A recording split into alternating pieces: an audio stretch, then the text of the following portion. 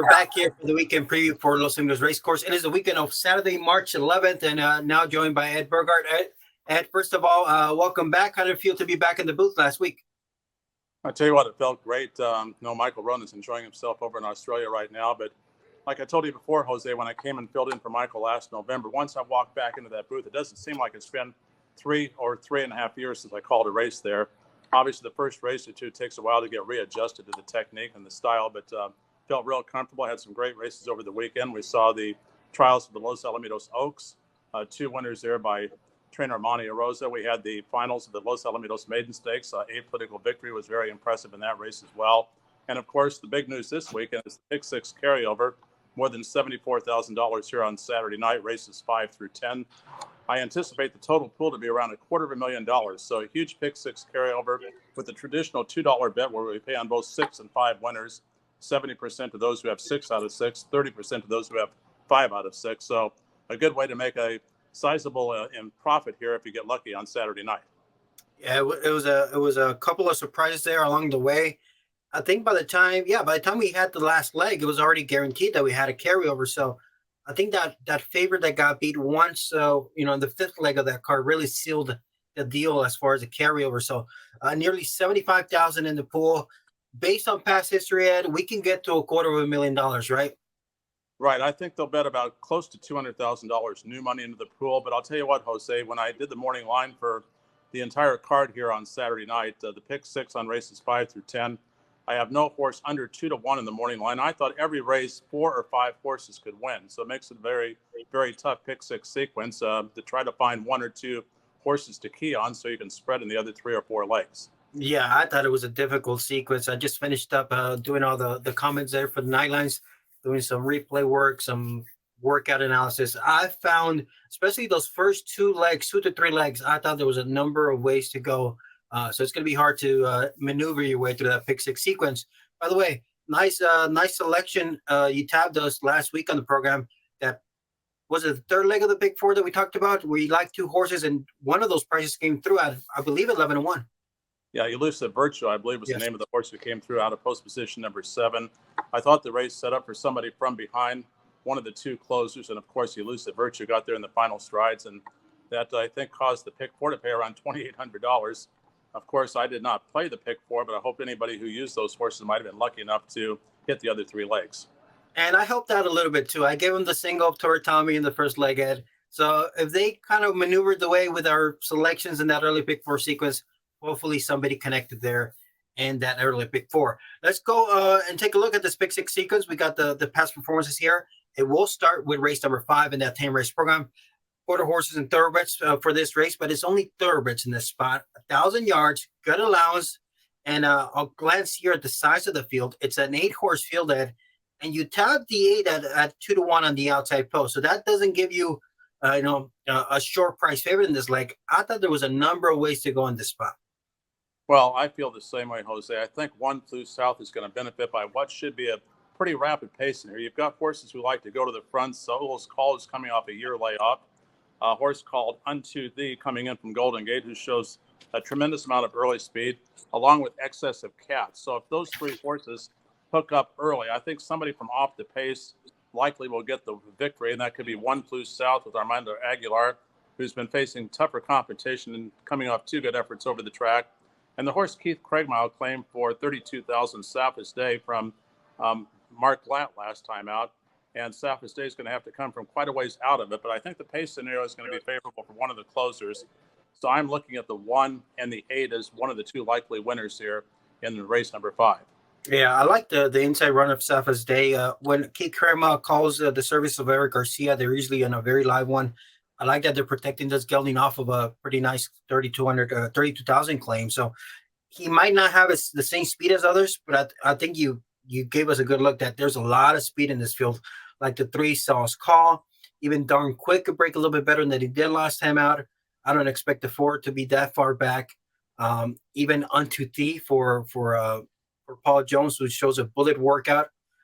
There could be a lot of speed to set it up in this spot. So I in the nightlines, I went 8-1-4. So we kind of agree in this spot, Ed. Yeah, the 4 would be my other selection in here. The horse broke poorly, checked back at the start last time. I finished out trying pretty hard, but I looked at the 2 victories. by darn quick over the past year. And both wins came when he was able to make a clear lead. He won't get that kind of lead, but the positive mark about darn quick, those 2 wins came over dirt ovals at Sacramento and Fresno, and his worst efforts came over the synthetic tracks thereafter. So I think back on a dirt track and off the trouble trip last time out, he certainly is a horse that could outrun his odds. Yeah, that's a difficult way to begin the Big Six. The race number 6 will be the second leg, 1,000 yards, claimer 6,250. And we have a field of 6 runners. Naomi Fraley comes out of a third place finish where she showed speed. What do you think about this race? Very, very difficult race. The horse I like the best in here is the 4-horse My Spy, who clipped heels and lost the rider going into the far turn last time out. But that was against far superior opposition. Showed speed 2 outs ago against a multiple winner called Busy Painter. Brian Cunningham Barnes done very well. You get Edgar Payeras aboard. My Spy is going to be my selection, but with Blue Butterfly and Naomi Fraley in the lineup, there's going to be other speed. Tizza Masters, a big question mark, taking a big drop in class for Jesus Uranga. Was claimed for $22,000 a year ago, now in for $6,250 off a couple of disappointing efforts. So My Spy is going to be the tepid choice for me here in race number 6.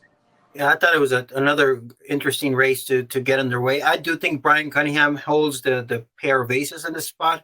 I do like both of his entrants. I like Measure of Devotion last time out because of the outside draw. She was giving up the lead in deep stretch, but I think she worked hard in the early stages where she could be a little bit sharper second time off the break. So I do like both Brian Cunningham trainees.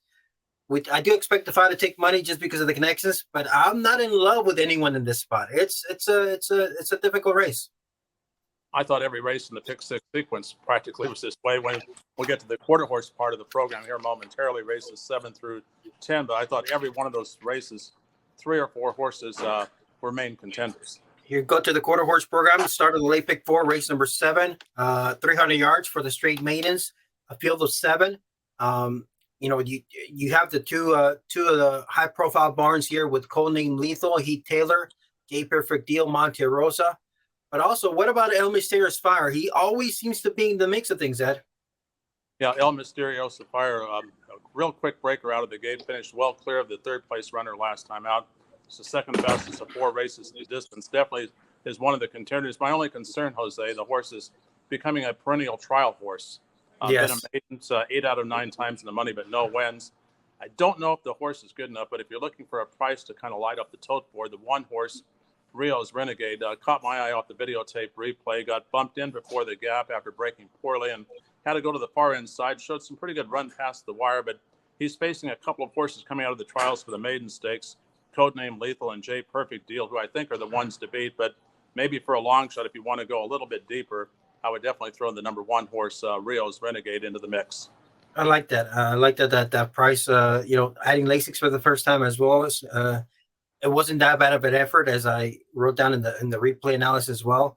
He's going to have to break better from that inside post, but at least he's got the racing experience. I gave a slight lean to the 2, Codename Lethal. I mean, if he repeats that effort 2 starts back, he probably should win this race. But again, it's tough to lay away a 5 horse that's always in the mix, and J Perfect Deal, who has gate speed. Again, it's a race where you might go 2-3 deep and still not feel like you're covered enough. Yeah, I mean, I think the horses to beat are the 2, 5, and 6 for sure, but I definitely give the 1 Rio's Renegade a long shot chance. So that's 4 deep.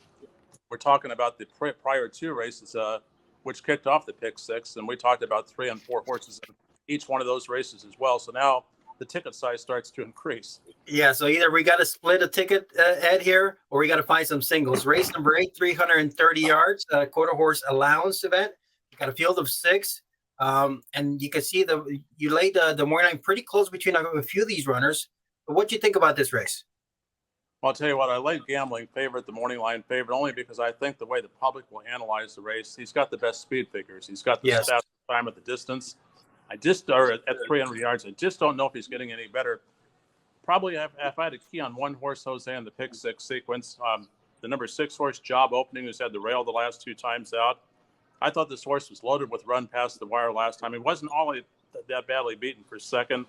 Apolitical Victory and Don Lazaro, who ran 1-2 on that race, came back and ran 1-2 in the maiden stakes. Now Job Opening moves to the outside post. So my key play, probably if I had to play a pick 6, I would maybe single Job Opening. Yeah, it's definitely a big post switch. The outside post has been doing well to start the season, and the price horse in the night lines. By the way, last week's in the night line, the lock and the long shot of the night both won. Tonight's long shot for me could be Disruptor. You like the price there in the previous race. Disruptor didn't, broke slowly. It was 110 yards. Just never had a shot. He's adding laces for the second time. He's adding the flipping hearts tonight. He's just a runner that has shown the potential to break much better. So if the price is right, I might give a look here to the 5 Disruptor there, 6-1 in gate number 5. Yeah, I can't fault that selection. Talking about the first time flipping halter, that proved to be the winning formula for the 4. He's Valiant Energy last time out, put up a much improved speed number. Charlie Brown hit the side of the gate, had over a length of trouble last time out. Top to bottom in here, I can make a case for every horse. I just thought the post position switch favorite job opening if I had to narrow it down to one horse. All right, let's get involved here. There's 2 races left. You know what time it is? Late daily double time in races 9 and 10. And if we're out of the pick 6, I'm going to get involved in the late double. But this is a 300-yard event. Maiden claimers going for a tag of 10,000. You have some layoff horses. What do you think about the layoff runners here? Well, I thought the 2 horses, Zachary Bono was an interesting horse for a couple of reasons. He's been off for 22 months, but he comes back not to be claimed. Always a positive sign by the connections. Worked alone back on January the 13th, went pretty easily, but ran second in a very fast race last time out. Looks like he's ready off that 22-month layoff, and he's my top selection. But there's other contenders in here. Interest Fly worked well, and Faster Than Fire and Bernie Cartel both have figures as well. So I thought a very, very difficult race. Yeah, I like the, from the layoff horses, I like the 6 Interest Fly because of the post switch, and also he had not broken all that in all his starts last season. And I watched that workout on February 11th. I thought he looked a little bit more mature, like he's learning how to break a little bit better. Maybe the time off will help. So just off of the post switch and maybe the time off, I'm looking towards the 6 here, Interest Fly for Jose Flores. Yeah, I mean, he's my second slate. I like 2 and 6 equal in here. If I had to narrow it down to 2 horses, those are the 2 I would use. All right, we get to the payoff leg, Ed, and this spot, 330 yards, overnight handicap, the Queen for Cash. If I had to make a stand here, I will probably make it to 2 because I think it feels like a 2-horse race between Remember Her and Feldspar. But yeah, if I had to press myself to find a single on the pick 6, this will be it, Remember Her. But what do you think about this race? Well, I mean, I think it's one of those 2 as well, unless the one Kiss of Lou Blue coming in from Idaho is going to be a threat, and hard to ignore anything that Monia Rosa starts. And I thought the Kiss of Lou Blue was under a big hold at the finish of that workout when working by herself, so she could have gone quicker. But yeah, Remember Her ran against AJ Run for Cash, has been a top contender against much better all year. And Feldspar coming off 2 solid victories, beat Midnight Flash, who's come back to win, and also qualify for the upcoming Derby, the upcoming Los Alamitos Oaks. Yes. So I think 2. If I had to narrow it down, I like 2, 4, 1 in that order. But I thought 2 or 4, one of those 2 would probably win. Yeah, I kind of feel that way too. And if the ticket is expensive up to this point, I'll probably press myself to just single one and cut the ticket in half because a $2 base ticket can get expensive in the pick 6. But make sure you get involved. This race looks like it's going to be bet heavily between those 2 runners. Obviously, Monte Rosa is going to take money because of how well the barn's going. But I'm with you. I think it's between Remember Her and Feldspar. Maybe a little bit gate speed edge to the 2 and the closing kick to the 4. So they have a little bit of a contrasting styles here. Yeah, I agree with you. One's a little bit quicker out of the gate. Remember Her. One might be a little bit stronger at the finish. Feldspar, who had the inside last time out, made up quite a bit of ground to get the victory. So, like I said, it's a great pick 6 sequence, but hard for me to narrow it down to 1 or 2 horses in almost any of the legs. Yeah, it's going to be a very, very exciting pick 6 sequence for sure. I can't wait for the sequence to start. And we are recording this on Thursday afternoon, so we got plenty of time to still get involved and analyze the replays and the PPs. So welcome back to the booth, Ed. Got to have you this past week. I know the first week got rained out, but you'll be back in the booth this upcoming week, both nights as well, right? Yeah, Saturday and Sunday. Then I'll go back to Laughlin on Monday. Michael Rona, he'll be back from his trip to Australia next week, and he'll be with you for the remainder of the meet. And even looking at the races for Saturday night, Jose, we kick off just looking at the way the early pick 4 is going to start. Eddie Freeman and Jerry Hollendorfer bringing horses over that are dropping into easier spots. So I think we start off with a great program even prior to our pick six sequence. So excellent racing throughout for Saturday night. You can see their transitory for Edward Freeman and then Cathedral Light for Jerry Holland. For those two high profile names that we know from the Southern California circuit, they're entered in that opening leg. So that's going to be a good way to kick off the early pick four, a field of 9 on Saturday night. Do you know the approximate post time, Ed, for Saturday night? Well, approximate post time 6 o'clock. It just depends the number of races that Santa Anita and Golden Gate run and what time their final race will conclude. But normally, right on Saturday, we start at 6 o'clock. Yeah, so hopefully everything remains on schedule and we get underway and the pick six sequence. I did see the forecast. There might be a little bit of drizzle on Friday. Hopefully that gaze clears way and gives way, and we have a dry, good surface for Saturday night. All right, Ed, thank you for joining me to go over the pick six sequence. Thank you for that winner last week. Let's see if we can pick a few winners this weekend at Los Al. All right. Keep up the good work. Thank you, Ed. See you out there.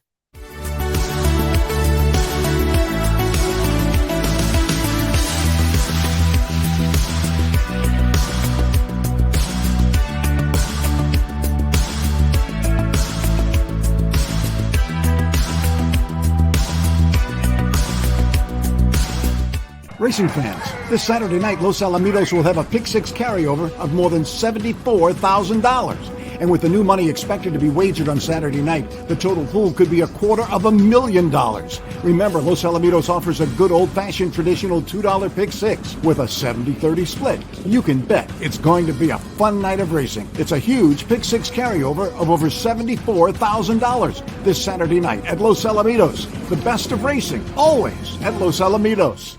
That's right. The pool is fresh, Chris. That's what they left over 74,000. About 150 of that is mine. I left money at the racetrack. I left money in the pool, just like everybody else. I left money in the pool. I could not hit the pick six. Nobody could hit it. And the carrier was already sealed before the last race was run because the big favorite for Juan Aleman on the outside, he kind of broke bad, took an awkward stride, and pretty much that sealed the deal for a pick six carryover. Yeah, he lost all chance away from the gate. He kind of back bobbled in and stumbled forward and lost multiple lengths and absolutely flew late for second. It would have been a race. Yes. If he would have broke, but that Don Ferry's long shot, who was our third choice, by the way, the two horses that beat us in the pick six on our numbers were two third choices. So we'd expanded a little bit. We could have got a little lucky there, but that's the game. Yeah, that is. You got to get lucky sometimes, and sometimes the racing gods could be against you, as we saw. They were against everybody. Nobody was alive in the pick six. So 74,000, based on previous experience, I think this could hit the $250,000 total pool because they're going to come out swinging at Saturday night. And let me tell you, 10 race program, the racing office. Shout out to the racing office. They put together a good puzzle for the pick six players. Yeah, you got 4 thoroughbred events and then 4 quarter horse races, and you got some wide open affairs in the mix. And you're just going to expect a 50% range, so it could go any number of ways. Look, before we get into a couple of races that we're going to talk about, off air, we were talking about, you got the Vessels Club enters there on your background. We're talking about how many times you can possibly have made that walk in all your years working in Los Al. Rough math, we said around 4,000 racing nights. You count between 8 to 10 racing nights a day. You probably made that walk in and out of that entrance, Chris, about 40,000 times in your life. How about that? That's just that's great. It's a great place. Yes. It's got very, very good food. I love the teriyaki salmon. Yes, me too. I can speak highly of the teriyaki there as well. You can't go wrong with the steak. They do sell a chicken tortilla soup as well. Get yourself a bowl.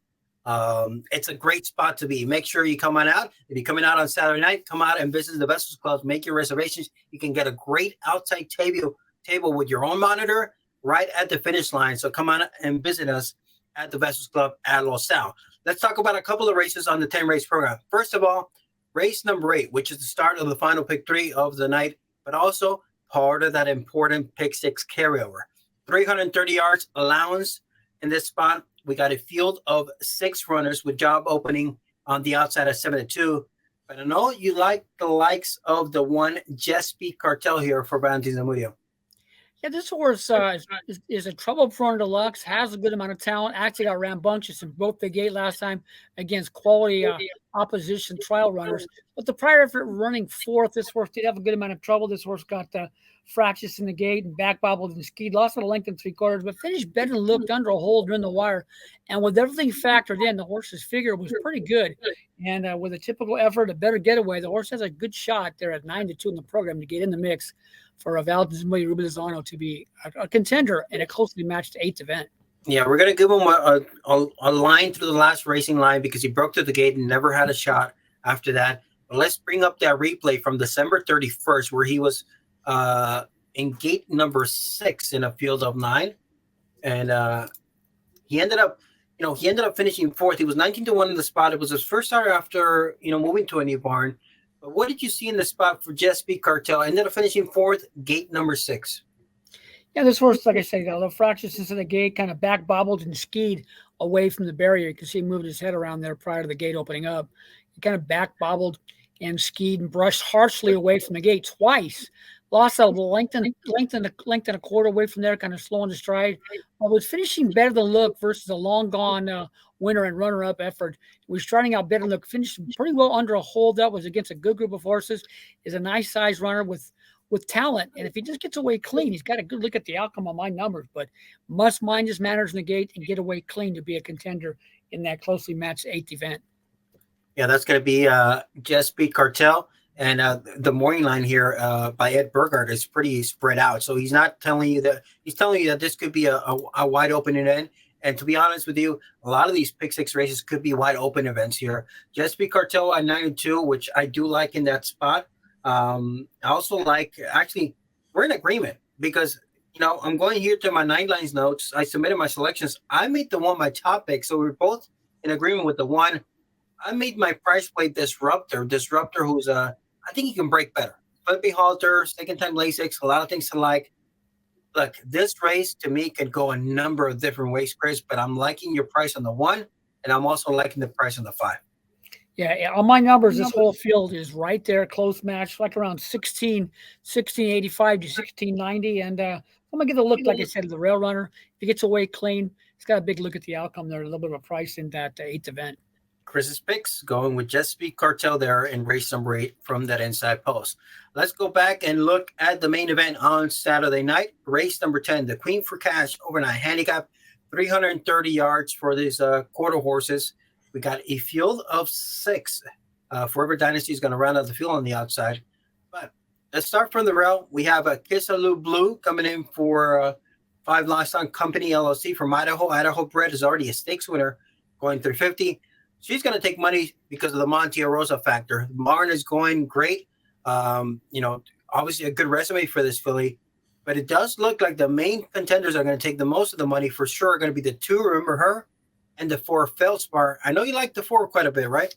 Yeah, on my numbers, the horse figures nice. It's one of my better bets in the racing car with everything factored in. It's been away from 63 days off that victory when last seen, but ran very strongly, earned a pretty solid number with everything factored in, and won nicely. So I think he's got a big look at the outcome in that finale. Look, Feldspar is the horse on the sharp form. We both remember her Damn Nelly, which we both saw race here at Los Al, win some nice races. So she's well bred. She's improving for Johnny Trotter. Everything is going good for Feldspar. So she will be one of the main favorites. Look, I bet remember her last time out, Chris. I thought I was home. I was already hitting my way to the windows after she broke that well, but she kind of flattened out. She didn't have that extra gear to go by, but I can't let her beat me, Chris. You know what? When you bet a horse, you're like, you know what? I got to give him one more chance. That's kind of the dilemma that I'm at, because if this horse ends up beating me, it's going to hurt more than if I had her and she doesn't win. So I'm kind of stuck with giving Remember Her one more chance. And that's just the way it is, because how many times you play a horse 3, 4, 5 times, you get off that horse that 6th time, and guess what? They spank you. Yes, exactly. I've given a horse many chances. One of these trouble-prone horses that always seem to find more trouble. The time you get off them, bingo, they break and they win at 8-1, and then you're licking your wounds. Yes, and look, this field looks like a 3-horse race. Well, it's going to be bet like a 3-horse race between Remember Her, Feldspar, and the Idaho Invader Kissalu Blue. Forever Dynasty broke on top of Feldspar 2 starts ago, but she wasn't able to kind of keep on going. She has gate speed, but I feel like she needs to find a little bit extra gear if she wants to win this race from that outside post. Yeah, she ran second to our top choice Feldspar's victory 2 races back, and she came off that 110-yard affair, which will sharpen her speed even more. But she's one to catch on the outside, but I just really, on my numbers, Feldspar figures nicely in that finale there. It's one of our better plays in the racing car with everything factored in. All right, Chris, we're going to have to go head-to-head in the nightcap. Me versus you. Remember her versus Feldspar, the gate speed versus the closer. I like the way this is going to play out there in the nightcap at Los Al. Speaking of up-and-coming runners, I was just communicating with Professor G off air. He told me that the 2-year-olds are off and working at Los Al. We had a nice set of workouts this past week. So it won't be long before we start seeing the 2-year-olds enter the entry box here at Los Al. I would predict before the end of the month, we might have already be carding the 2-year-old races here at Los Al. But I know Oklahoma is getting underway, one of the premier quarter horse seasons all year long at Remington Park. We'll be following along as well. And I know you'll be having comments in the Nightlines and some analysis, right? Yeah, we're taking races 10 through 17 on Saturday night. Had to handicap those races for the public for the website and the program. And it's a lot of work going over all the videotape works, like gate drills, and going over the breeding and the connection. So hopefully we'll steer some people in the right way with some good-looking runners there from races 10 through 17 from Remington Park on Saturday. We're also taking some races from them on Sunday. So time to get to work. Yeah, Oklahoma circuit is back in the mix there. As we're in the park on the way, make sure you tune into the Nightlines. If you purchase a print edition at the track or at a simulcast facility, you'll be able to catch up on Chris's selections. Also, LosAlamitos.com, and also you can watch them each and every single night there from the paddock at Los Al. All right, Chris. Next week, actually, live and in person, head-to-head, we'll see what the result was. Remember her versus Feldspar. That would be a great way to cap up the Pick 6 sequence on Sunday night. Best of luck to all the players getting involved with the Pick 6 sequence. Chris, I'll see you out there here at Los Al. Hopefully, I'll see you with the big pocket, with a big ticket in your hands, catching that Pick 6. Well, let's hope so. We can only hope.